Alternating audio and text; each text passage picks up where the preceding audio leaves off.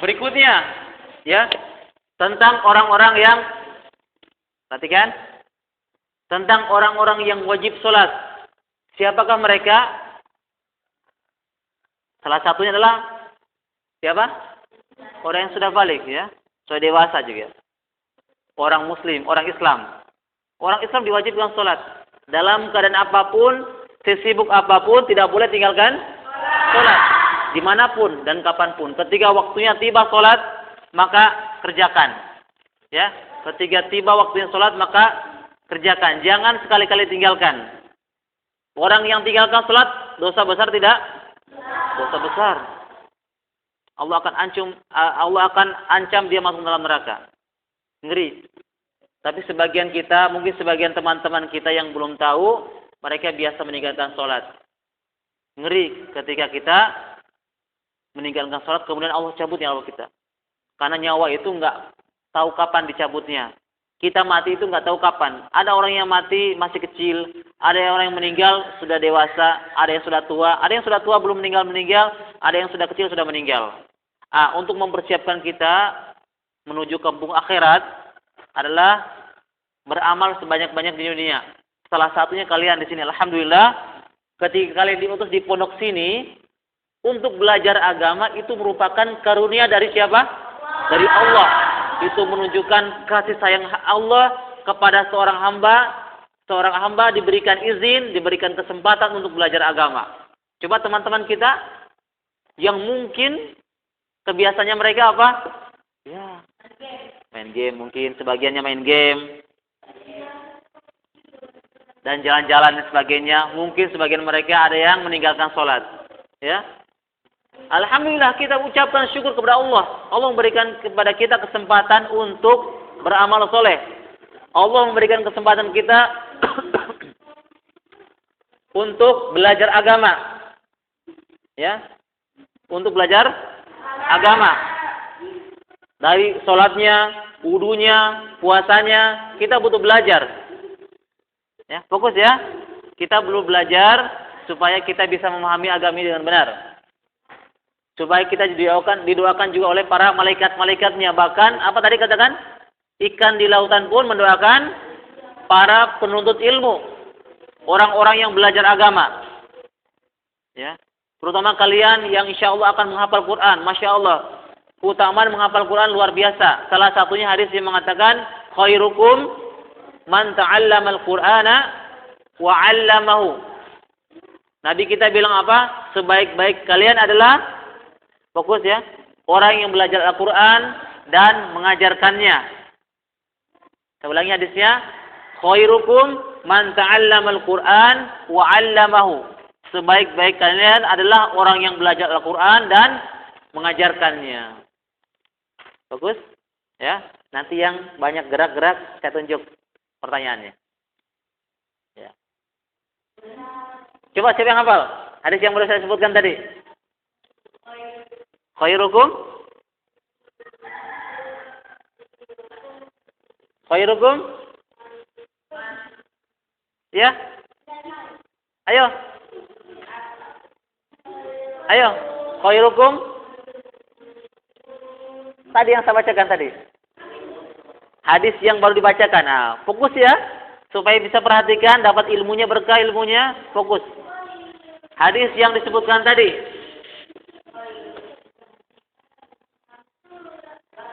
Tiga. Saya ulangi lagi ya. Fokus.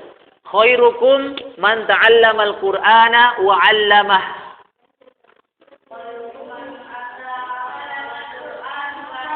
Coba angkat tangan yang bisa.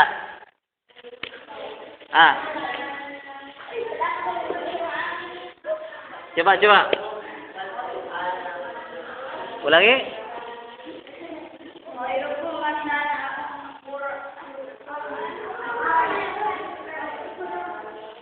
Saya ulangi lagi sekali lagi ya. Fokus. Khairukum man ta'allamal Qur'ana wa 'allamah. Angkat tangan. Salah. Belum.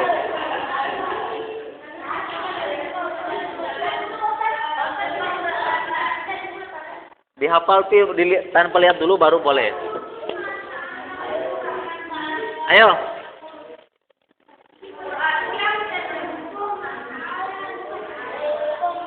Terakhir ya, terakhir. Ini yang terakhir. Fokus, fokus. Ini yang terakhir. Khairukum man ta'allama al-Qur'ana wa 'allamah. Angkat tangan, angkat. Angkat tangan, angkat tangan. Salah.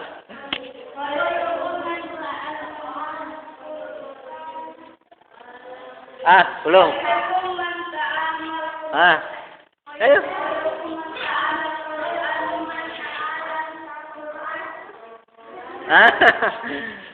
Siapa?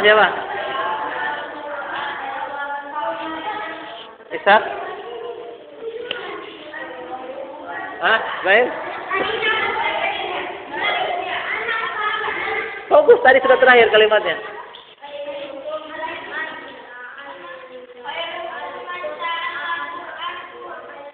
Ya, wa'allama. Oke.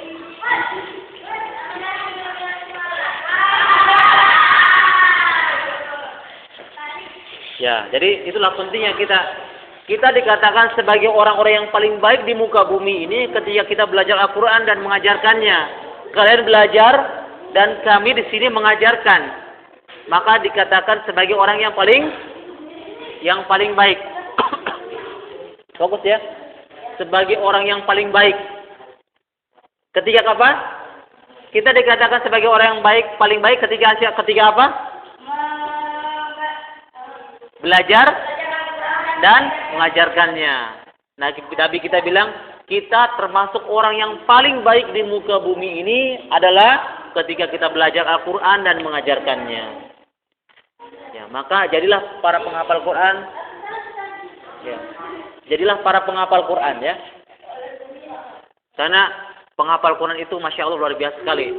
Salah satunya, utamanya ini, jasadnya itu tidak dimakan tanah. Dalam hadis disebutkan penghafal Quran jasadnya tidak dimakan tanah. Ada kisah ya, saya bawakan kisah. Kisah seorang anak kecil. Ya. Seorang anak kecil, dia ada yang sudah pernah dengar kisahnya?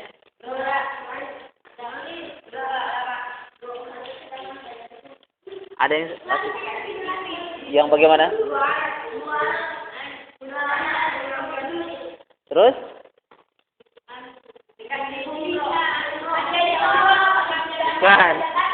Bukan itu. Ya, dengarkan. Ada seorang anak kecil, dia Masya Allah dalam usia yang masih kecil, masih belasan tahun, kisahnya itu meninggal, kemudian dikuburkan, ya. Setelah dikuburkan, tiba-tiba pas dikuburkan orang tuanya itu bermimpi. Orang tuanya bermimpi. Mimpinya apa?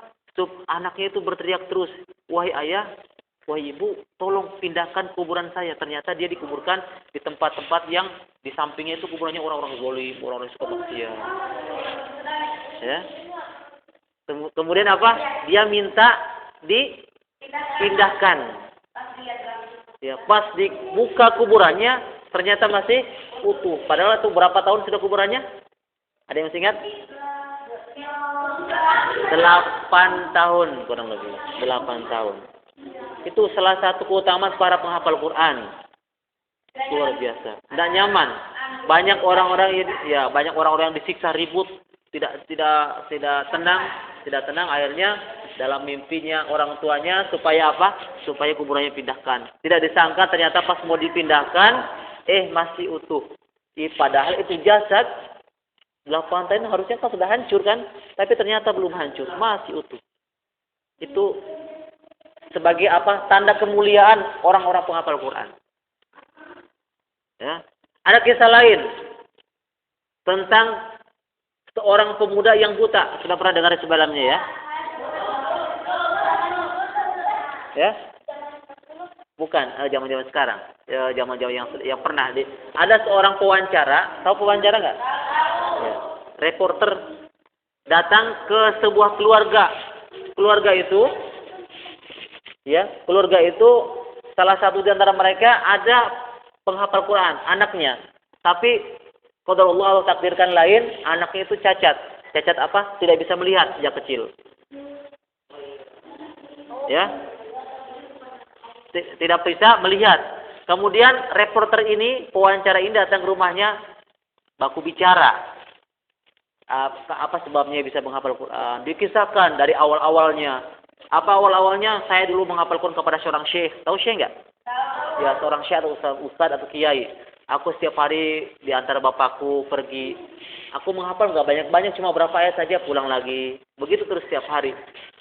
Setiap hari begitu. Sehingga pas sudah berapa bulan kemudian atau berapa tahun kemudian, dia penghafal Quran. Dia menghafal Quran dalam usia masih dini dan matanya pun buta. Jadi dia hanya sekedar mendengar saja. Ya. Kemudian reporter ini atau pewawancara ini mengatakan, wahai anak, kamu kan sudah menghafal Quran. Kira-kira kamu mau berdoa apa sama Allah?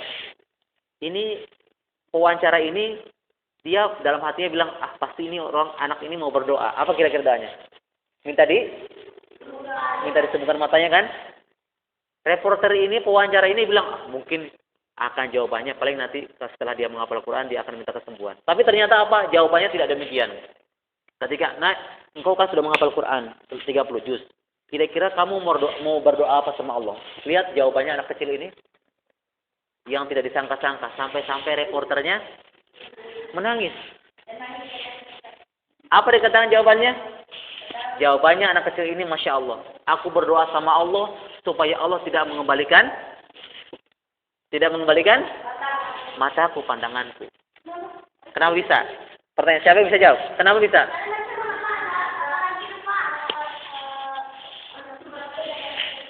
Saya bisa.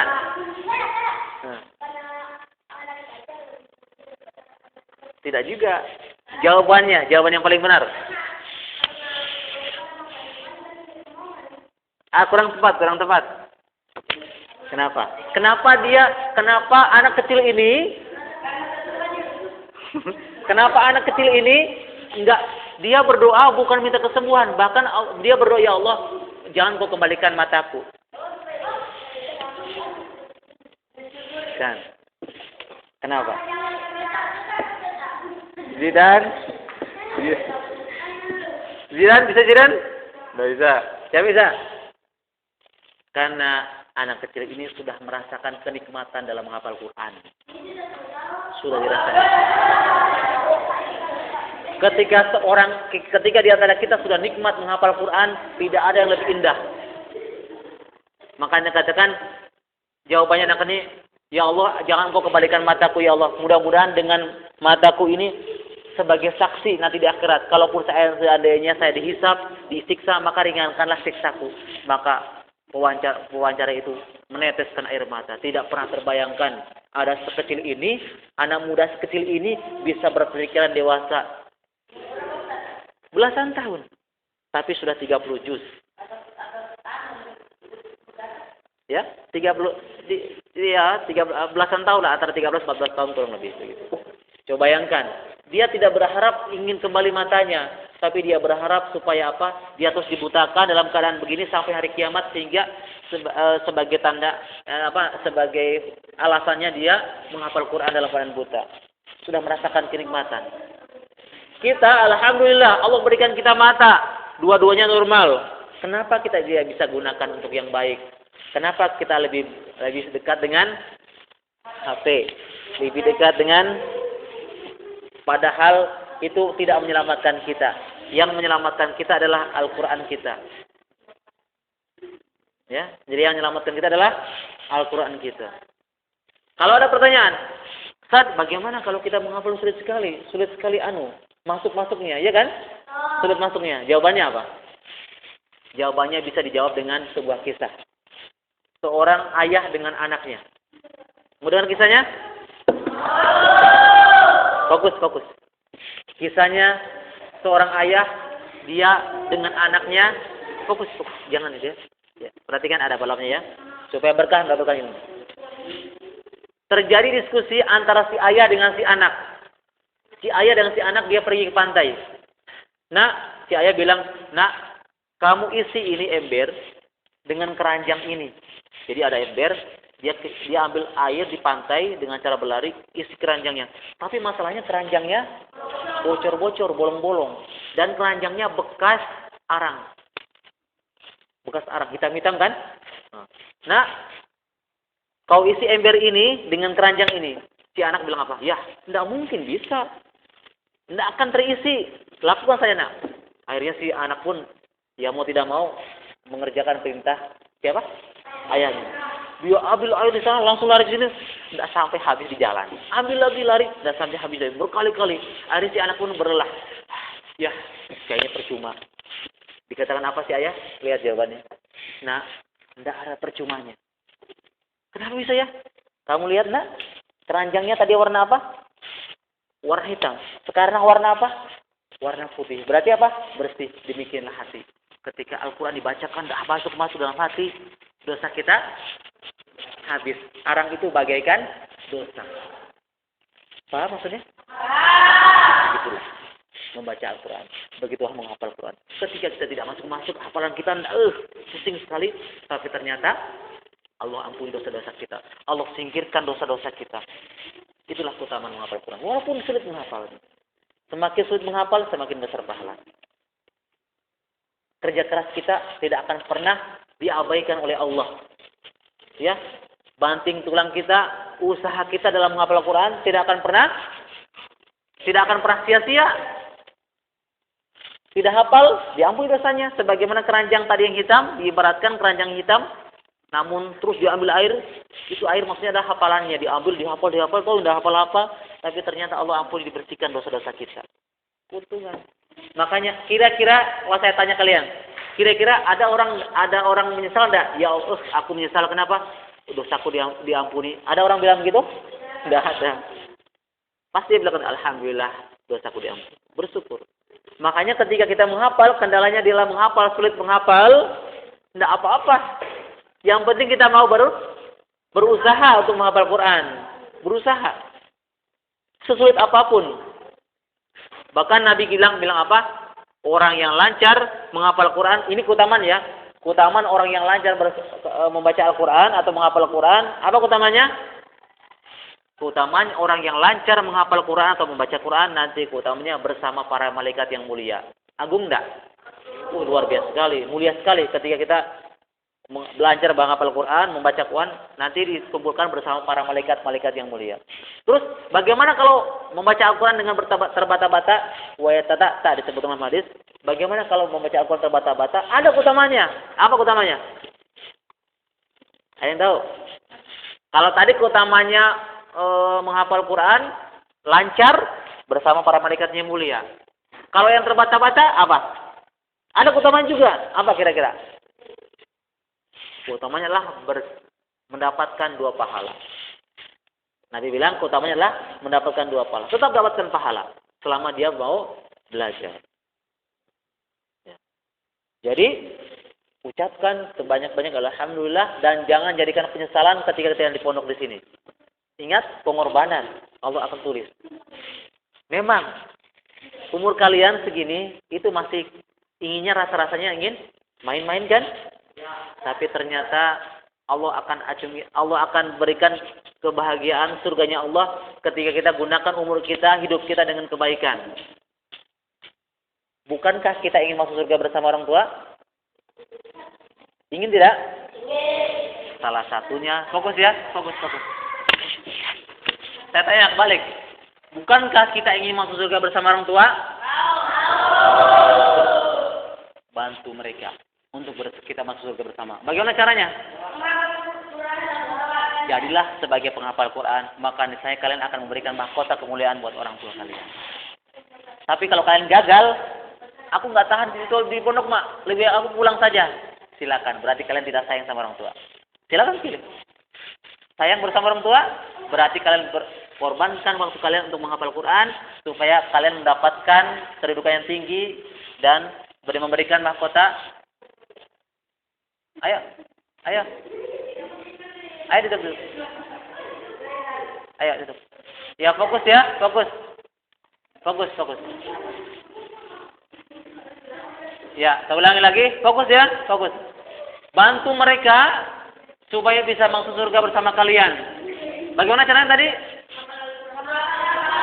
Silakan hafal Quran.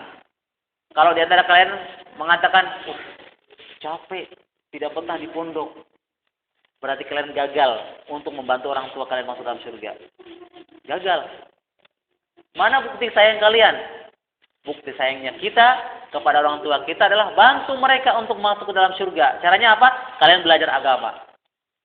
Itu bantunya. Berarti kalian sayang.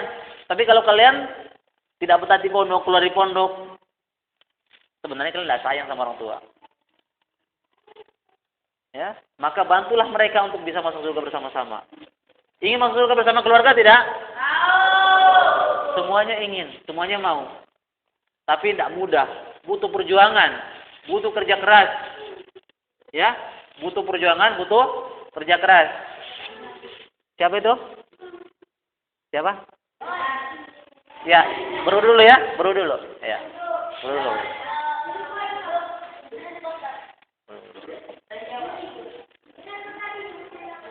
Ya. Perhatikan. Kemudian ini yang paling penting.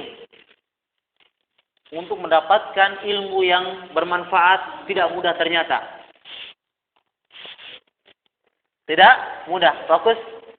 Supaya ilmu kita bermanfaat, ilmu kita berberkah, salah satunya ini paling poin penting. Ini sudah kita ambil pelajaran dari yang teman-teman kalian yang lalu. Ketika ilmu kita bisa bermanfaat, salah satunya dengarkan apa yang diucapkan ustadznya. Dengarkan nasihat ustadznya, perhatikan apa yang disampaikan. Maka ilmunya akan berberkah. Fokus ya? Coba ulangi lagi apa katakan tadi terakhir.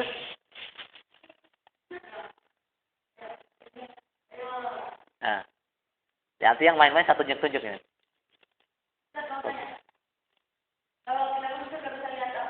Iyalah, pasti. Sebagaimana kita melihat bulan, tidak ada yang menghalangi, terang. Kita melihat bulan gila-gila berdesak-desakan tidak? Tidak berdesak-desakan kan? Begitulah. Ya? Ya iyalah. Tidak, bebas. Kalau di surga kalian tahu, Masya Allah, kenikmatan yang luar biasa. Yang namanya sholat, puasa, mau apa, tidak ada sudah. Tinggal enak. Apa enaknya? Tidur, makan, main-main, jalan-jalan ke pasar. Ada. Pasar ada. Bahkan orang yang masuk surga bersama teman-temannya itu baku ketemu. Baku cerita, disebutkan. Wah dulu kamu sudah begini ya? Iya, dulu kamu juga begini. Baku cerita mereka ketemu. Iya, baku ketemu. Makanya pentingnya apa? Pentingnya mencari teman-teman yang baik. Alhamdulillah kalian berteman dengan para penghafal Quran. Kenapa manfaatnya? Karena orang yang berteman dengan para penghafal Quran, berteman dengan orang yang soleh, lihat ada kisahnya. Ketika si A ini dikisahkan ya. Ketika si A dengan si B dulu bersama teman-teman, dia berteman dengan teman yang baik. Namun Allah takdirkan lain. Ternyata si A dia suka ngaji sama-sama. Tapi ternyata lain karena si A dulu ya sama-sama rajin, cuma ada kesalahan. Si A masuk surga, Allah takdirkan lain. Si A masuk surga, si B masuk neraka. Kemudian si A bilang sama Allah, "Ya Allah, temanku si B mana dulu waktu di dunia? Dulu dia ngaji sama-sama saya, puasa sama-sama, mengaji sama-sama, sholat sama-sama. Kok aku nggak lihat di surga?" Apa dikatakan Allah? Silakan kalian kau cari temanmu dulu di dunia waktu kau bersama-sama. Diizinkan itu. Kemudian apa? Dapatkan syafaat ditarik supaya teman sini. Kita masuk surga sama-sama. Kalau bisa, kalau kita punya teman yang baik. Tapi kalau kita punya teman yang buruk, silakan. Monggo. Iya, cari dunia, cari teman yang baik sebanyak-banyaknya, karena dia akan menolong kita. Mungkin boleh jadi teman kita yang masuk surga, atau kita masuk neraka, atau kebalikannya, kita nggak tahu. Bisa panggil temannya, dia ajak, dapatkan syafaat. Tapi nggak semua, kecuali dia mencari teman-teman yang baik. Makanya di surga, iya, di surga dia. Bayi yang masih kecil di surga.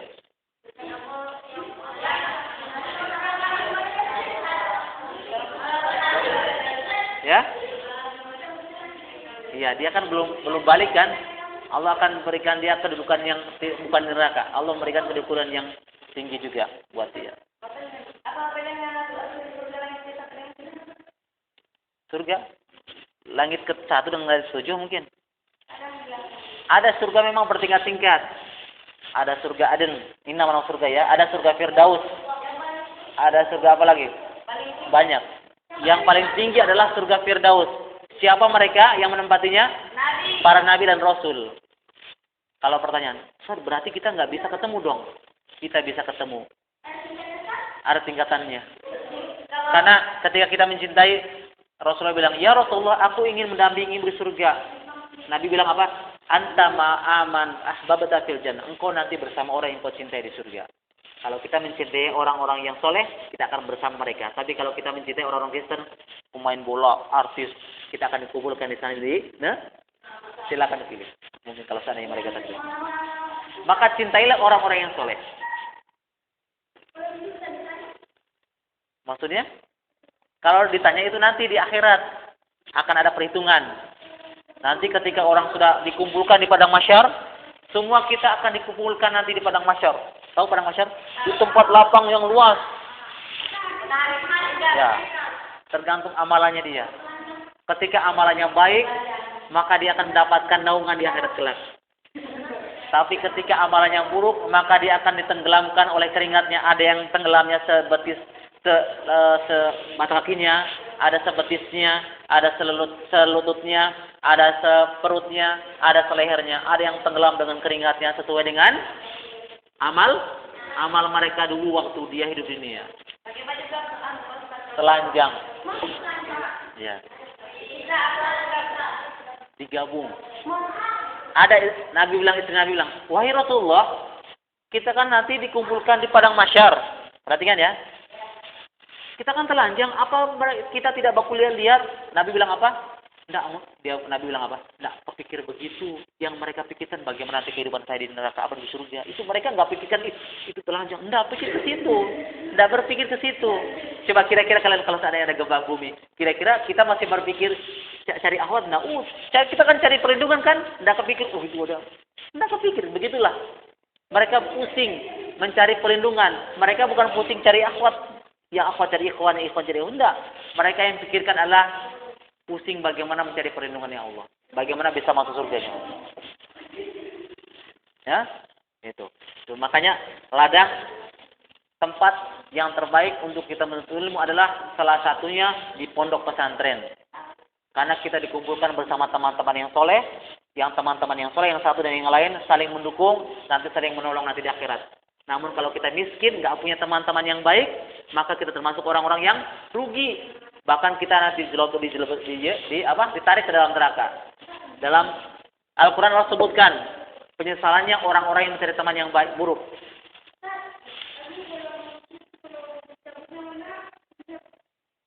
Malaikat pencabut nyawa. Ya. Malaikat pencabut nyawa. Hidup. Ya.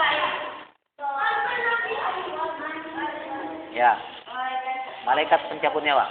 Saya kembalikan kepada akhlak ya. Perhatikan ini poin penting sekali. Untuk mencari keberkahan dalam menuntut ilmu adalah salah satunya, saya ulangi lagi, dengarkan nasihat dari gurunya. Ini poin penting sekali. Karena begitu banyak orang yang menghafal Quran tapi dia tidak mendengarkan apa nasihat gurunya, akhlaknya tidak baik, Al-Quran bukan menyelamatkan dia. Tapi Al-Quran membinasakan dia. Lihat, walaupun dia hafal Quran, walaupun dia hafal Quran, karena keburukan akhlaknya, maka dia akan diancam neraka. Berarti harus bersamaan menghafal Quran dan akhlak yang baik, perilaku yang baik sama gurunya, ramah sama teman-teman yang sopan, ucapannya kalimat yang baik, tidak sering bertengkar, tidak saling mencaci. Karena saling mencaci, kalian tahu enggak? Sahabat Nabi bilang begini, wahai Rasulullah, di sana itu ada seorang wanita, perhatikan ya, perhatikan fokusnya. Di sana ada seorang wanita ya Rasulullah, dia, Masya Allah ya Rasulullah, ibadahnya rajin, puasanya rajin, zakatnya rajin, apalagi? Pokoknya semua amal ibadahnya semua rajin, semua dikerjakan. Sahabat ini bilang, tapi wahai Rasulullah, satu yang dia bisa tidak jaga, apa? Lisannya nggak pernah dijaga, dia suka nyanyi tetangganya. Nabi bilang apa? Penghuni neraka dia. Amalnya banyak tidak? Banyak amalnya. Tadi puasanya banyak, sholatnya banyak, ngajinya banyak, sedekahnya banyak. Tapi satu kesalahannya. Apa tadi kesalahannya? Nggak bisa dijaga. Suka nyakiti temannya, suka mencela. Nabi bilang apa? Dia fi ahlin nar. Dia penduduk neraka. Bayangkan. Oleh karena itu, jadilah penghafal Quran yang lisannya dijaga. Tidak sembarang ya.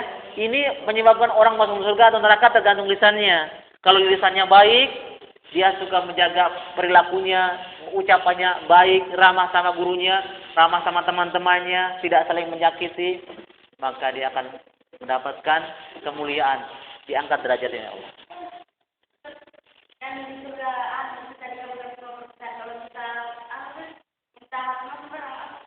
sembarang kita minta apa saja ada. Tapi sekarang tidak boleh melalaikan. Kalau sekarang minta di dunia jangan main game online.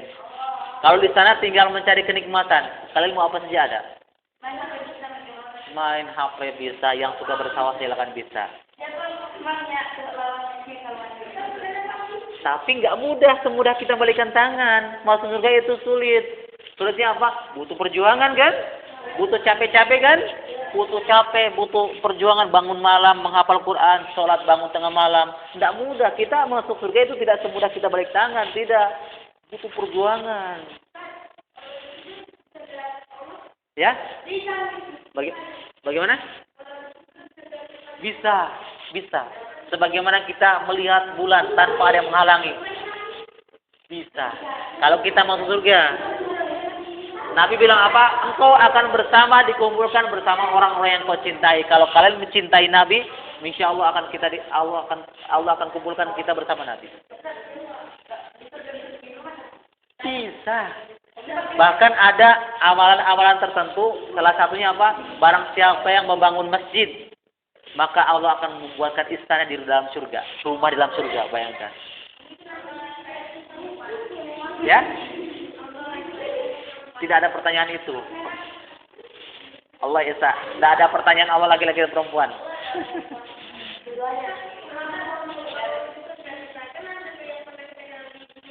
Ya? Iya, akan bertemu dengan teman-teman kita di dunia yang masuk surga.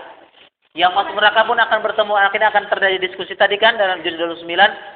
Ketika ditanya, kalian kenapa sih masuk neraka? Itu kan bertanya, kami dulu di dunia nggak pernah sholat, nggak pernah kasih makan miskin, nggak pernah kasih makan orang miskin. Makanya pentingnya kalian, saya wanti-wanti ya, saya nasihatin buat kalian, jangan pernah cari teman yang buruk, karena ketika mencari teman yang buruk, kita akan terpengaruh menjadi buruk. Nabi kita mempermisalkan begini, berteman sama teman-teman yang baik, itu ibaratnya apa?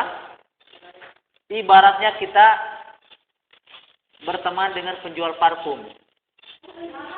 Penjual parfum. Ya.